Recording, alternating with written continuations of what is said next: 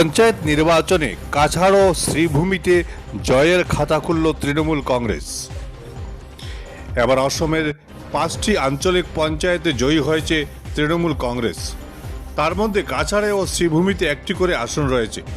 এই নিয়ে গতকাল এক সাংবাদিক সম্মেলনে নিজের প্রতিক্রিয়া ব্যক্ত করেন সাংসদ Sushmita Dev. Bureau report, Barak vision. এখন পর্যন্ত অল ইন্ডিয়া তৃণমূল কংগ্রেসের যে রেজাল্টটা দেখা যাচ্ছে আসাম রাজ্যতে, আমরা 5টা এপি আঞ্চলিক পঞ্চায়েতের সিট জিতে সেরেছি।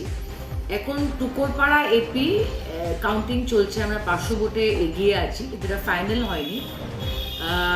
আমি বলবো যে তৃণমূল কংগ্রেস এর আগে রাবা হাসংয়েও লড়াই করেছিল কাউন্সিল ভোটে এবং লোকসভাতেও করেছিল, কিন্তু এবার পঞ্চায়েতে আমরা যে সিটগুলো জিতে এসেছি, আমি সেটার জন্য আমাদের ওয়ার্কারদের, ডিস্ট্রিক্ট প্রেসিডেন্টদের ধন্যবাদ জানাচ্ছি। ওদের পরিশ্রমে হয়েছে। নতুন দল হিসাবে আমাদের অ্যাকাউন্টটা খুলেছে, সেটার জন্যে আমি মনে করি অনেকের পরিশ্রম রয়েছে।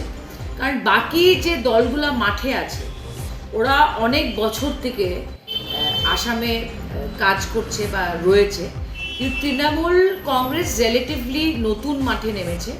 এবং আমি মনে করি এই 5টা সিট, যেটা 6টা বা 7টা হতে পারে আজকে বিকেলের মধ্যে, এটা দিয়ে আমাদের শুরু হলো। আর আমি মনে করি যে তৃণমূল কংগ্রেস মাঠে আগামী দিন এমএলএ ইলেকশনেও থাকবে। অ্যান্ড আমি আশাবাদী যে আমাদের পজিশনটা আগামী দিনে আরও বেটার হবে।